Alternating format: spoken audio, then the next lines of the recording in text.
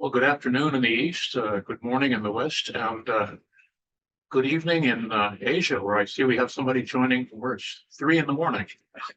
Welcome to Public Views about Artificial Intelligence in the 2024 U.S. election.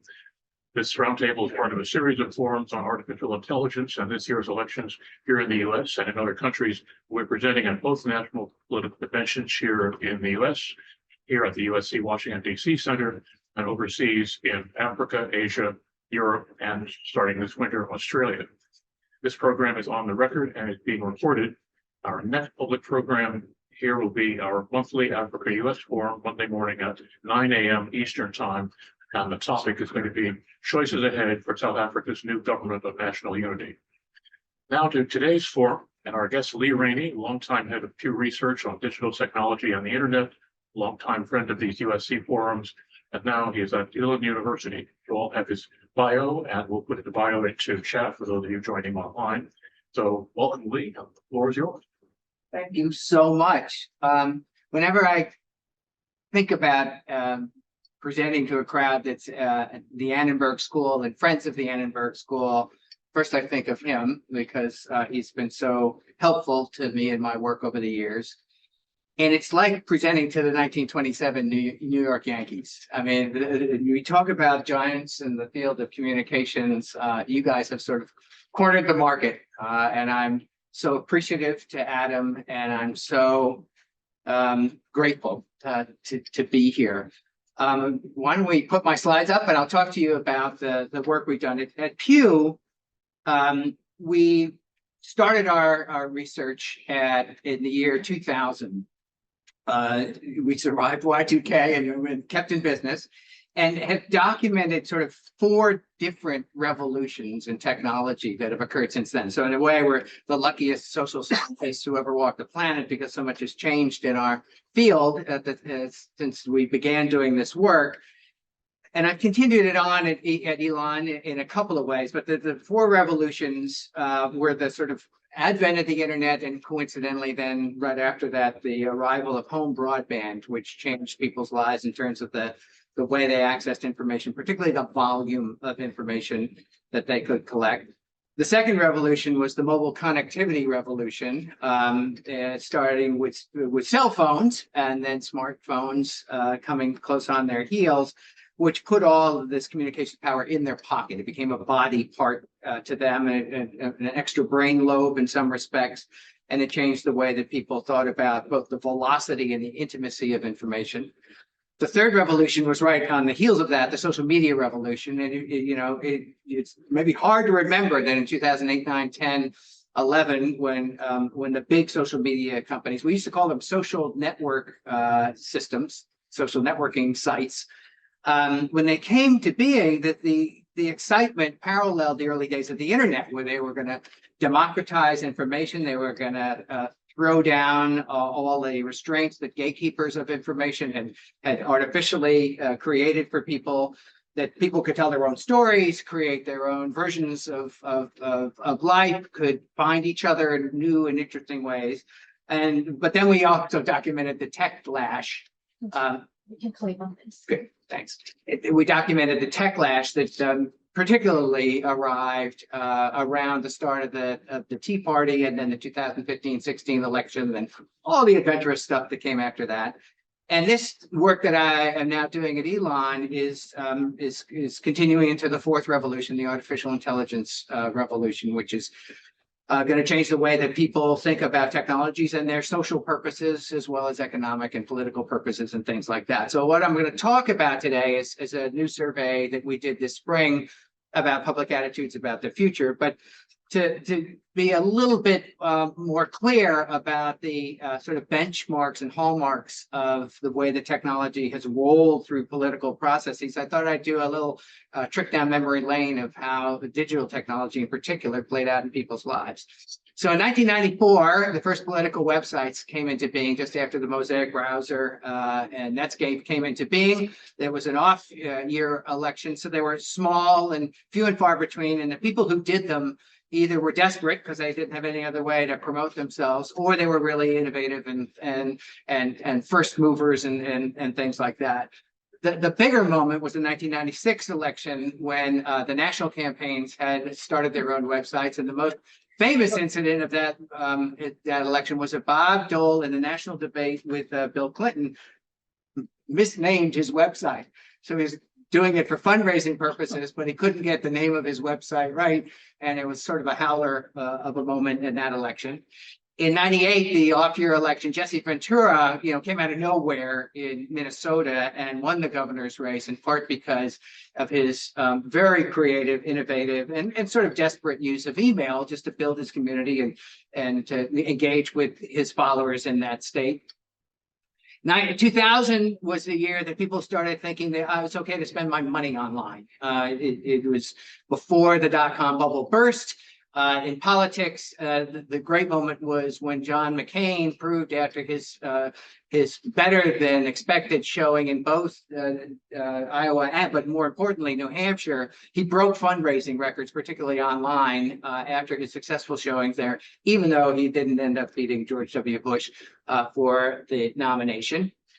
In 2002, activist groups in particular and special interest groups began to think of the internet as a place to do business and do their levels of activism and obviously influence campaigns and things like that. They were on the sidelines for a lot of the time before then, but you could tell that the sort of gold rush of the internet and also the power of the internet. More than half of Americans, adults, were online. About 40% already had broadband at home. And so this was a hallmark now of how the internet was becoming a mainstream kind of activity for campaigns. So you could tell when campaign consultants began to bring their pitch to campaigns, one of the tabs in their pitch notes was how we're going to use the internet. And it was the first time people were beginning to think about it as equivalent to, or not necessarily equivalent, but sort of potentially as powerful as radio and TV and sort of standard media practices in campaigns. In 2004, Howard Dean showed the power of this new thing that was coming along called blogs and sort of people creating their own news sites, their own places of commentary and things like that. He was the candidate who exploited those technologies. They'd really come to their own right after the 9/11 in 2001, but as a political force, Howard Dean was emblematic of that. In the off-year election in 2006, YouTube had just come online, and the infamous moment where presidential candidate, he already won the governorship of Virginia, but George Allen was at a campaign event, and one of the newer things that campaigns were doing at the time was having the opposition hired a staffer to go around following the candidate and to record every moment that a candidate was saying, and often ask provocative questions in the hopes that the opponent would make a mistake or say something stupid or something like that. And it could be posted on this new thing called YouTube. And George Allen ranted and raved in a racist way about the candidate of one of his opponents who was trailing him around, and he never survived it. He apologized for it in 2008, and it just he couldn't ever recover from being caught on camera, not saying racist kinds of things about an Asian who was filming him. Social networking sites, as we used to call them in 2008, they came to prominence, and also sort of the rise of mobile connectivity was highlighted then when Obama announced his then vice presidential pick via blast text. And it was a way in which the Obama campaign was sort of celebrated for its early, not very creative, but it just the fact that it was doing a bunch of stuff online in a way that the McCain campaign wasn't, was really important in a signature moment. In 2010, the whole package of digital products came into being in campaigns. And it was a horrible off-year election for Obama, and it gave rise to the Tea Party and the sort of activism of the sort of Arab Spring and the color revolutions in Europe and things like that. So the formidable force of the internet as an organizing tool, as a way to gather a crowd, gather supporters, and call attention to events was becoming prominent then.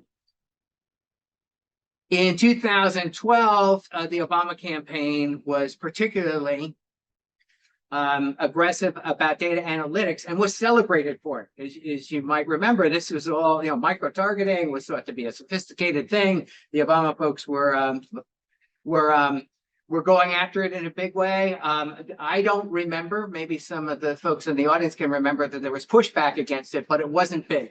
It was mostly treated in media narratives as, innovative, thoughtful, the next sophisticated step in get out the vote efforts and persuasion techniques. And then, of course, we had 2015, 2016, where all of this stuff came crashing down and techlash became a quite pronounced thing.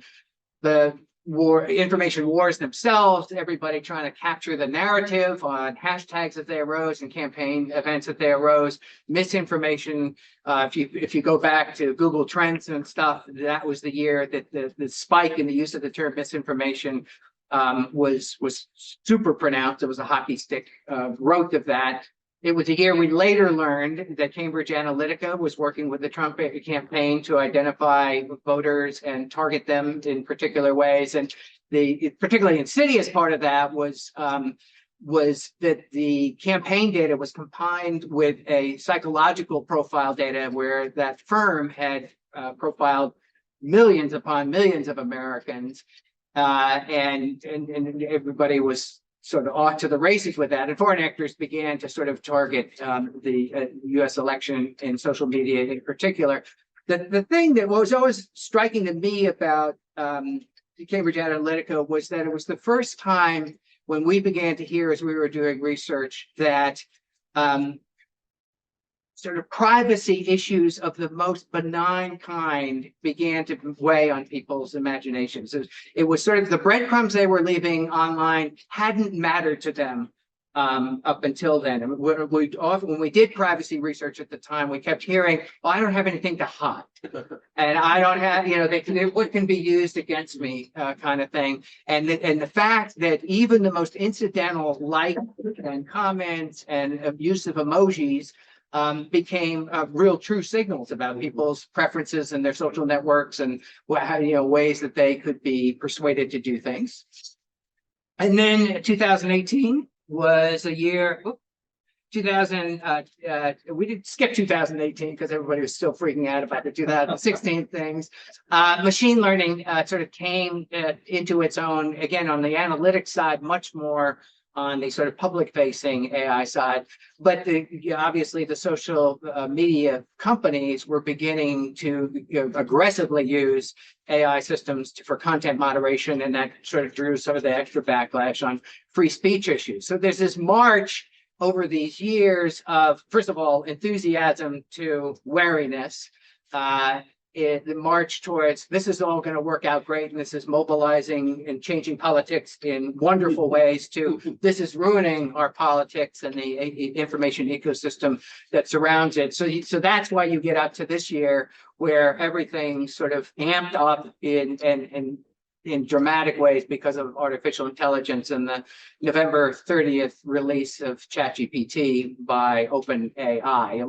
It was the moment at which something that had been growing since the year 1952, when sort of the first artificial intelligence systems were created. These self-learning games of playing checkers came out in 52. Then there was the AI winter, but the sort of breakout moment, of course, came with machine learning and neural networks about 8 to 10 years before the language models themselves came out. And the language models were the dramatic coming out moment for this in the public imagination. All of a sudden, for instance, in Pew surveys, people weren't knowing a lot when we were asking them about this in 2021. And all of a sudden, it became a much more familiar thing and a much more frightening thing. I mean, it particularly for people who had low or no information about this, their default starting point was wariness, even being scared about it, much less. I mean, if you remember back to the early days in the internet, it was just unbridled enthusiasm, and now in some ways it's unbridled wariness. And I think the sort of proof, the burden of proof has now flipped to the tech companies to convince folks that this is a good thing and trustworthy, and it's going to serve you well. And of course, one of the big challenges for anybody who's doing research in this area is there's so many different kinds of applications on it that you can't, in a way, you can ask people about the internet and they'll give you answers. And there's a way you can ask people about artificial intelligence and they can give you answers. But it's in the particular cases, the use cases that are coming out, that I think that people give you the most thoughtful answers, and the answers that are, array in really interesting ways. They're quite enthusiastic about the medical applications of AI, and they're quite freaked out about the applications in these systems. So the other reason that this matters now is that AI, the use of general language models and AI more broadly, has reached a tipping point, the famous Malcolm Gladwell notion. That's a long-standing finding in adoption literature. If you hit about the 13 to 15% mark, you have surpassed the early adopters and gone into the general population. In the April survey that we did, 23% of U.S. adults are now using language models. We didn't quiz them on the level of usage. I think we're going to get to that now. We just want to figure out whether they'd use them at all. But it's 23% of the population. We're in the field right now with a survey that seems to be showing it might be up to 28 or 29% now in the summer of 2024. The thing to remember potentially about this too is that things are not adopted uniformly all at once. They are spread through the population. There are predictable adoption curves on this. AI is going to be no different. There are going to be innovators and early adopters and early majority and late majority folks. And the potential, I think, of AI, nobody has proved it yet, but I think the potential is that the people who master it first and become most aware and savvy in its use are going to have enormous advantages over people who are mystified by it, or people who are just dabbling in it and things like that. That showed up in Digital Divides work that our buddy Larry Irving put out at the Commerce Department in the Clinton era, and the digital divides are going to probably be more pronounced, I would say, when it comes to AI. So here are the survey findings themselves. The headlines that we stressed is a representative sample of U.S. adults done by a reputable polling company called Ipsos, which did the Pew polling up until recently, and it's done a lot of media polling and stuff like that. So it's meant to represent every person, including non-AI users and the mystified about AI, as well as people who have some knowledge. 73% of folks said they think AI will be used to manipulate social media to give us a different sense of the political environment than is actually the case, just because it's so easy now to manipulate social media. 70% said they believe AI will be, they're sure that AI will be used to generate fake information, like deep fakes, like the fake audio that was done of the Biden voice in the robocalls in the New Hampshire primary. And 62% said they believe AI will be used to convince people not to vote. So voter suppression is also on people's minds. I'm not sure at the end of the day that people are giving us deeply discerning, knowing answers about this stuff. I think what's going on here is at a couple levels. First, they're thinking about AI and thinking, things can break bad.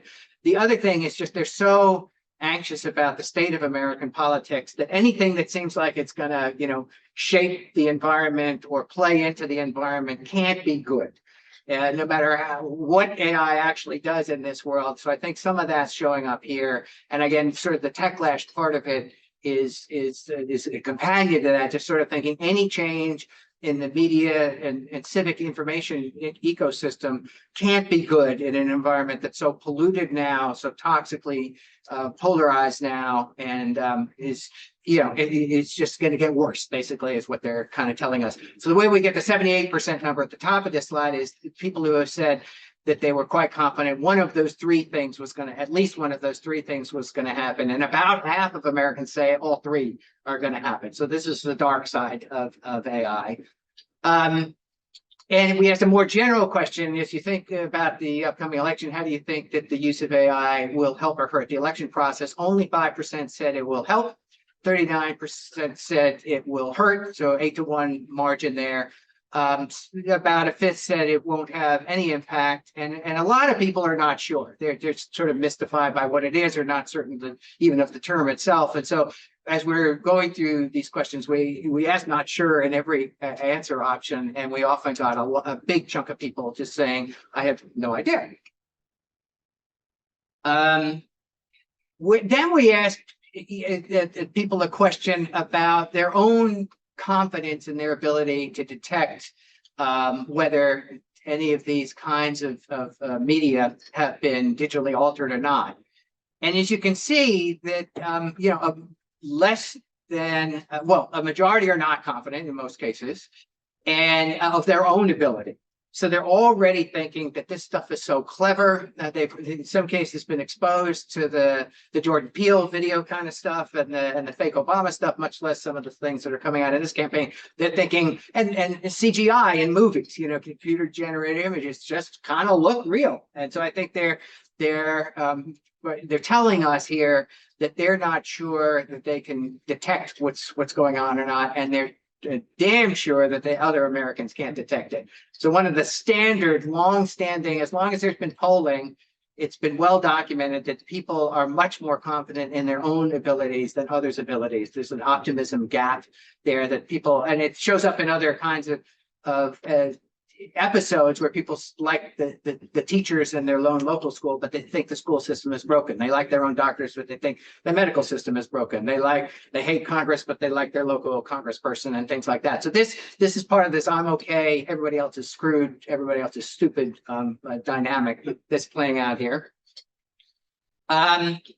And then we asked, we were behind the curve on this. I didn't realize it at the time, but we were asking what punishments might apply here. And the first thing was that people do think that there should be punishment. The vast majority of Americans think that some punishment ought to apply.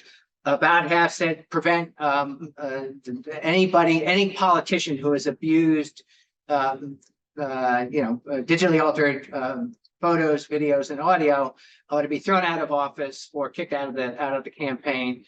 More than a third said they should face criminal prosecution, and a bunch of states are already enacting that. About a tenth said a serious fine, and only a small percentage said no penalty at all. What was interesting about this is there were no partisan differences on this. I mean, one of the striking things so far is this is in some ways a kind of pre-partisan issue more than it's a highly partisan issue. I'll get to one exception to that a little bit later on, but it's the political class is worried about its own well-being. So one question there, are those either or choices, or are they cumulative choices? You can think. You can only pick one. Okay.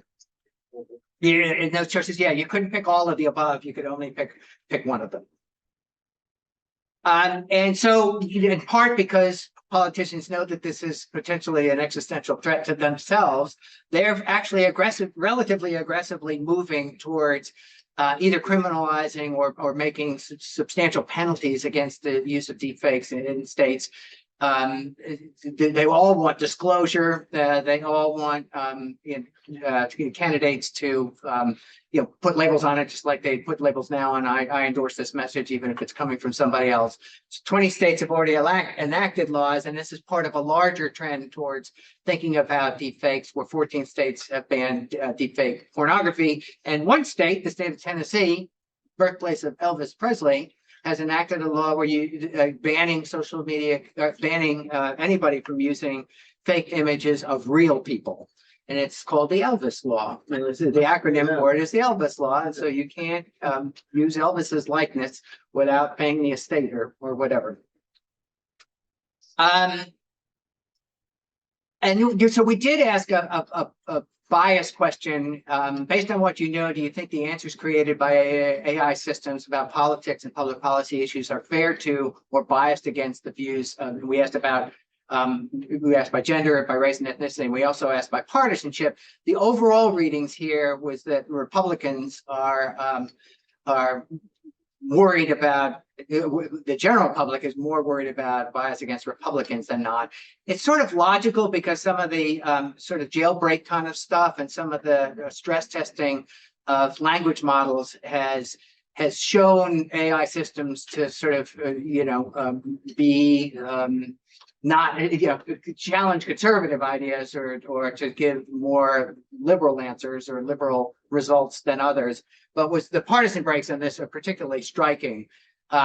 Republicans are more likely than Democrats to think these systems are biased against Republicans. That's that margin is easy to explain. But Republicans are also more likely to think the systems are biased against Democrats, which I think is just basically Republicans don't trust this stuff and don't trust the companies. And so whoever it is, even if they're arch enemies, they don't think that it's going to be fair in its answers against Democrats as well. The other thing we asked is a question that Gallup's been asking for a while. Pew asked for a while when I was there, and it's sort of confident, just basic confidence in the election process itself, voting integrity and things like that. This is a broad question where how confident at all are you that across the country, people's votes will be accurately cast and counted in this year's election in November? 60-38 say they are confident, but the partisan breaks here are really striking. Most Democrats are confident that the system will work.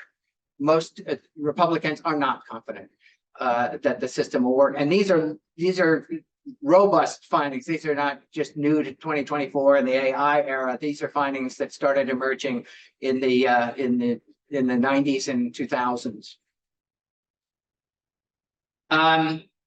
And then we sort of just asked a general question about the news environment itself. And again, we see the I'm okay, everybody else is screwed up result here, where people say they're confident they themselves can get trustworthy news and information from accurate sources in the election. And they think most voters are going to be, hosed by the information ecosystem. They're gullible, they're persuadable, and things like that. In a way, I just think it's a vote of confidence against the whole ecosystem. Although the other thing that's true at the same time is that people can sort out different sources of information that they say they trust. So, the Fox News watchers trust Fox. The MSNBC users trust MSNBC.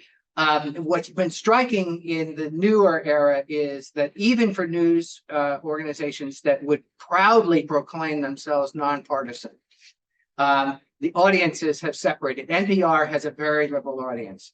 The New York Times has a very liberal audience. Pew has a very liberal audience, even with Pew's reputation for sort of straight down the middle coverage and questions that are fair and not sort of weighted in one direction or another. So there's, you remember back to the George W. Bush era where, campaign staffers were saying, not for attribution, that there's a reality-based crowd and then there's everybody else. I think, the news organizations that particularly hold themselves up to standards of objectivity, accountability, and things like that, they're just sort of swept into that of the reality-based system that is not necessarily tied to partisanship anymore.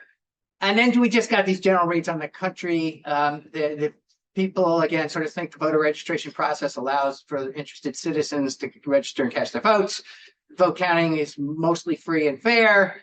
But then you get a split verdict on the question. People usually agree on the facts, even if they disagree politically. There are even more dramatic numbers on this in the Pew universe, where most people think Republicans and Democrats don't live in the same factual universe anymore.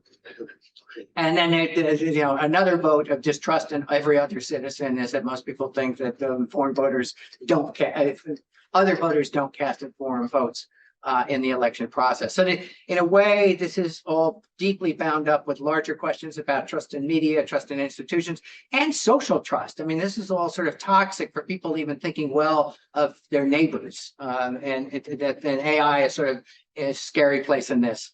So you might remember a pretty old meme from the era that, if we're going to survive the AI onslaught, it'll be because they treat us like their pets. So I thought I'd just end with that note, and thank you for paying attention, and open up to questions. Questions, comments? Well, I was struck by one set of numbers in your, well, I was struck by a number of sets of numbers in your slides, but there's one where you said that the headline was 78% of Americans. That it's going to be abused in the Right. election, yeah. And it's interesting how that actually is consistent with the Reuters Oxford numbers that Yeah. came out last month. Yeah. It was only one of your categories, but it matched almost exactly. Yeah. They said 72%. But in the United States, the numbers were second highest in the world, second only to South Africa. The rest of the world had less of a problem with AI. And that's a generally true story about technology itself. It's absolutely true about social media. Americans think social media, majority think it's toxic. And across the world, almost everybody thinks the opposite. They're pretty, 60-40, 65-35 think that social media has served society well and the political process well. So Americans, they've had the early taste of it, and they've had the most potentially, aggressive early tastes of it, although lots of other societies are going through it too, like in this election cycle, this is a Super Bowl election year. There are more people voting democratically this year than in the history of the world, and more nations voting democratically. And, problems in India, problems in Taiwan, Indonesia. And so, yeah, it's a worrisome thing. And the other thing that there was a really great piece in the New York Times maybe 2 weeks ago about so far the abuse of AI is the dog that hasn't barked in this election. And maybe it's because of the lawmaking and stuff like that. Maybe it's because of the fear in the political class that if they get caught at it, it's doomsday for them. So it's more like, the thing that we're not going to capture in surveys, maybe observational work, so the labs and things like that, they'll begin to pick up the subsurface stuff where it's maybe independent actors or actors in communities faking, websites, faking communications from influential local leaders. Like the head of the Chamber of Commerce said, don't vote this election because, I don't trust the election workers, or the prominent local pastor sort of saying, hey, did you know that the candidate that you've been nice about really is just kind of an actor and stuff like that. And we'll potentially pick up a lot of abuses after the fact and things like that. But everybody's focused on the political class and sort of obvious political actors. And mostly so far, they're behaving themselves. So far. Yeah. But again, sort of when you depend on your surrogates, and particularly, sort of the most toxic kinds of non-state actors, why worry? Why do you have to concoct this bad stuff when you know that somebody somewhere will be doing your bidding? So I just want to be clear, 80% more or less of Americans are skeptical of AI generated stuff. It's Not skeptical of it. They think it's going to be abused in a way that's going to affect the election. vulnerable to abuse. And the other thing that might be going on there that we didn't sort of specifically ask about, and I don't know that we captured, is this sense that small numbers make big differences in this election environment. It's 44,000 voters in 3 states swung the 2020 election. It's whatever the number was, 70-something thousand or 90,000 in the 2016. So it doesn't have to move massive numbers to make a difference. It's just pockets. And again, suppression is as good a strategy as persuasion. And they could be targeted with increasing sophistication. Yeah, and in a way where the messages look deeply personalized, Right. and where they might even be coming from your buddies or people who are influential in your network. Well, I'm always wary of those surveys because they're trying to pick up stuff about you. It's obvious. But people, they give away in other ways. Yeah, right. When you say that you, love a certain restaurant or certain kind of music, or Right. I listen to Hispanic music sometimes, and then all the ads on YouTube are in Spanish. Yeah. All right. So, Lee, I have a question about your comment of Pew as being perceived as a liberal bent, having a liberal bent. 2 questions. Why do you think that is, since we all tried so hard? And do you have that sense about any other big, reputable, respected polling groups? And Deb and Lee both know something about Pew. We work there. Yeah, Deb and I work together there. You taught me everything I know. So the people who have done content analysis rather than audience analysis. And I was talking about audience analysis. The content analysis is Pew comes at the top of the pyramid of objective and nonpartisan. Or multi-part, whatever it is, whatever the top of the pyramid looks like, Pew is there. Other polling organizations are close to that. I mean, in many ways, those are brand surveys. So you're also picking up reliability of brand and things like that. And it might be a self-reinforcing thing that the majority of Pew's work probably comes to people's attention because it gets covered in the news media that itself is sometimes got a partisan inflicted audience, even if it tries to be as objective as possible and live by the highest norms that have been around for a century about covering multiple sides of a story, giving prominence to opposing points of view and stuff like that. So it might be, I don't know, and they work hard to try to make sure that it's relevant and nonpartisan sort of infused. It just might be that people who are interested in that kind of news and people who are interested in empiricism itself are just sort of center left. I got a standing ovation. I gave a lot of library speeches during the day, and I took a question from the audience one day at Ithaca, like college librarians. Information systems throughout colleges and stuff like that. And I was answering a question and I started my answer by saying, well, I'm an empiricist, and people rose out of their chairs. And it was like, that was a statement of partisanship. Now, that was a nice moment, but it was like, wow, how things have changed. The other thing that is just sort of hard to imagine, and I would love to figure out how to go after it as a researcher, is now, what does good look like? What does a good media, a healthy media ecosystem look like? And some people would say ecosystem they don't like the word applied to it and stuff like that. But and my starting point on that, I finally got to that after I was asking myself, well, has the system become too denigrated, too polluted, too like an ecosystem that it can't survive? And I thought, well, I can't go there. That's you might as well just throw in everything then.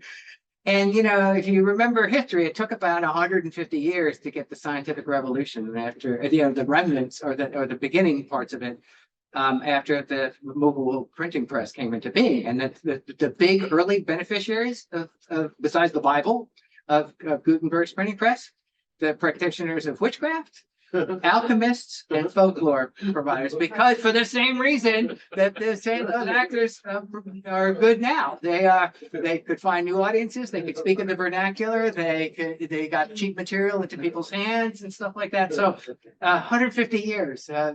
And so we've maybe got a little ride here to go through, and I think we'll figure it out sooner than that. But nobody has well articulated how this system turns from where it is to what looks good anymore. We have a question in chat, and please, those of you who are joining us online, you can feel free to raise your hand and ask your question directly, or you can put your question into chat. We have a question. Have you or are you planning to do any additional research about how Americans perceive Gen AI content online, whether election related or otherwise? Does the use of Gen AI created or altered content change the perceptions of the content message itself or messenger as trustworthy as credible? For example, if a credible election authority or credible institution created content using AI and labeled it, do Americans care if the content they are viewing was generated with AI or not? Yes, we plan to do research like that. I just got a journal article accepted where we're going to test photography and fake photography and see whether labeling makes a difference, to see whether people can discern the difference in the first place. There's been lots of work where people basically can't, unless in sort of egregious circumstances where the distortions are just blatant. So far, the earliest evidence on this is that labeling doesn't do much good. That the credibility or the the level of acceptance of AI generated stuff goes up a little bit by just disclosing that it is. Although there have been episodes during this campaign and in India, for instance, where there wasn't an enormous backlash where candidate messages would go out in multiple languages, and AI systems, translation systems were used so that it looked like the author of the stuff was speaking in their language, even if it was originally an English statement. There hadn't been. Eric Adams did it a couple of times in New York. The Indian election was full of it, and they're just that wasn't on people's big list of sins of the system.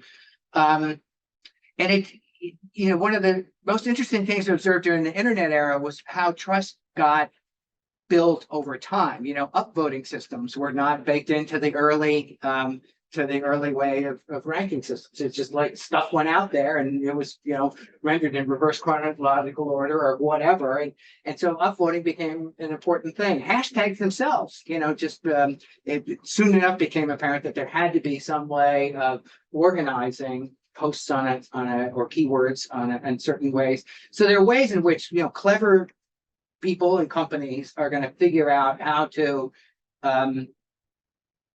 build systems around AI information to say whether it's legit and useful or illegit and horrible and stuff like that. I mean, we got lots of models on this. The airline industry is a perfect example of how you can, put a safety net around a very dangerous system, and it works out usually really well. Atomic power, the same thing. A lot of people argue that there ought to be, a lot of experts argue that there ought to be something like an FDA for algorithms, that they ought to be tested first and pass certain protocols and peer review kinds of processes before they are let loose. And that would slow down things a lot in a lot of these areas, and especially now when they can create their own, they're writing their own algorithm. AI systems are writing their own algorithm. But you can imagine a day, not too distantly, where, well, first of all, be able to tell the difference between AI stuff and legitimate human created stuff, and where the validation systems and the stress testing systems are, really pretty deeply trusted. Well, I'll get to you in just a second, but here's an interesting parallel from the analog world. Today is the 55th anniversary of the landing of Apollo 11, the first people who walked on the moon. Landed 55 years, back on Earth, landed 55 years ago today. And I was working at CBS at the time, and we would very carefully label anything that we recreated in Studio 41, labeled recreation or simulation or whatever. We didn't do very elaborate surveys on this that I know of, but everything that we ever saw showed that was enormously helpful for credibility.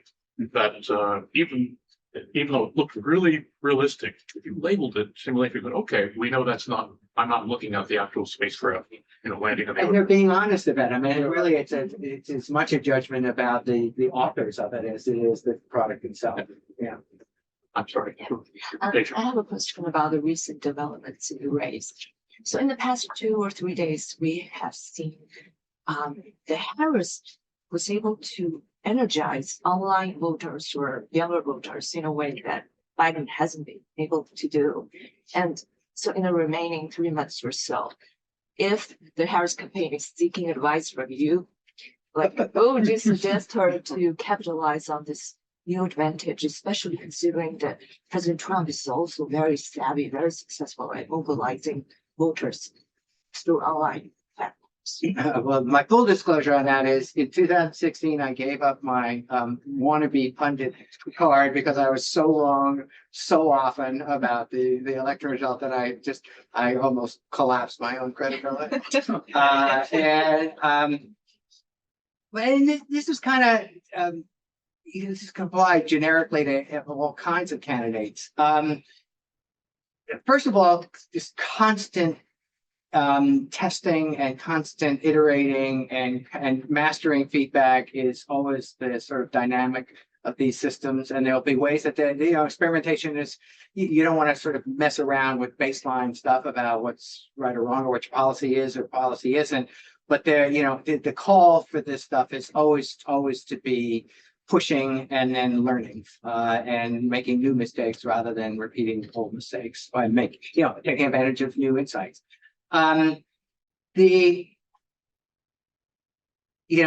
Targeting is important. So one of the upsides of AI use in elections is just figuring out where there might be opportunities, and if you care about voting integrity, where there might be sort of blips in voter registration not working, or where voter registration is catching on, what's going on there and stuff like that. So there are ways just in straight communication and straight mobilization, AI can be used well on this. She's already sort of, succeeding in the meme war side of this in a way that the Biden campaign wasn't. So memes are sort of interesting, unexplainable in their way, and yet amusing and sometimes compelling enough. So keeping at that and having full-time staffers on this is probably not a bad idea. But I think that, the much larger meta story about her campaign at the moment is the general the public excitement about it, whatever, no matter what's happening online or in the media or anything like that. Just the galvanizing effect of her ascent and President Biden's, very patriotic and very knowing decision is having its own effect. We forget media, social media, and stuff like that. This is it's a brand new grand moment for the atmospherics of American politics. But maybe specifically, how can Harris capture the attention of independent voters in states? I will defer to other smarter people on the phone. I think the audience that people are interested in right now that seems in play is younger people. Biden was doing himself no favors with that crowd, and so right now the fact that there's new life in the campaign and she presents a very different face at the campaign, and for all of she's an interesting breakthrough kind of candidate in her way, and always for younger voters that matters a lot. Literally identifying younger voters who will vote is always the story, because they do not vote in nearly the numbers that senior voters do, and things like that. And so I'm dodging your question. Can I ask one last question Sure. about Pew? Because I've talked to some election researchers, and most of them told me that in this election cycle, the Democratic voters are underrepresented. Is this also your observation? Wise? I'm hearing a thing that's related to that maybe is what you're talking about, which is the normal dynamic in modern American politics is that Democrats turn out, and when there's high turnout, it's more Democrats than Republicans, and high turnout elections generally help Democrats. The dynamic of this election, before the Biden announcement, was the opposite. That if this was a high turnout election, it's more likely to be a Republican turnout in greater numbers than a Democratic turnout. We don't know how much that dynamic might have played out, but that might be what you're thinking. The standard thing, though, in particularly the Democratic complaints about voter registration itself, is it's hard to do in some states, and some states make it hard to do because they don't necessarily want lots of Democratic voters, and Republicans get to make the laws there and things like that. So there are lots of ways in which the ease of registering and the opportunities to vote are somewhat harder in communities that are favorable to Democrats, and that's been a pretty long-standing situation in America. It's not a new one. So we have a question not about politics in particular, but AI in general. So you've been chronicling the evolution of the internet since more or less it existed. And as you said in your introduction, there have been these sequential revolutions that changed everything, of having, omnipresent connectivity and mobile connectivity and social media and all the rest. will we look on the AI revolution of the moment as one more of those or something different scale for the others? My own inclination has been this is one more thing, and 10 years from now will be another thing. And you come to take for granted each one of these things after it's a revolution. Is this one more that we'll just come to take for granted? I'm in the camp that thinks it's bigger than the others. But it depending on how it breaks. And so let's just take the sort of individual actor side. If AI becomes what its proponents argue, this perpetual assistant that's smarter than the smartest intern you could ever hire, and more diligent than the most faithful dog you could ever have, and stuff like that. There are ways in which the AI world is a social technology world in the ways that even social media wasn't. That AI, the use of AI agents, the dependence on and dependability of AI agents in people's lives, it's a multiplier for people. They leverage all their talents. They get better at certain things that they might not have ever gotten better at. They have a sidekick that's going to do it for them. They might, be able to have agents enacting their lives online and things like that. So they become multiple actors rather than one actor. The other side is a bit darker side that I'm sort of thinking of as a line of research, which is as AI infiltrates more and more parts of life, particularly replicating the skills that are now paid for. And you don't have to pay people to do them anymore because the AI systems will, or you pay a technology company for the robot. I think there's an existential thing that humans potentially go through in a not very distant future, depending on how this rolls out, where it's like, what are we good for? Are we, Yuval Noah Harari has talked about, we become obsolete in this world, and humans at their best think about things like their agency and their dignity and their will to act and the way they can act with other people. So what are humans good for as AI becomes potentially the dominant intelligence in the world? There are elements of social and emotional intelligence and collective intelligence that are different from AI, and I think we survive that onslaught if we do it right. But it feels anyway. I wasn't thinking about those questions when I was researching the internet up to the social, to the arrival of social media and stuff. So it feels bigger, although you can probably spell out the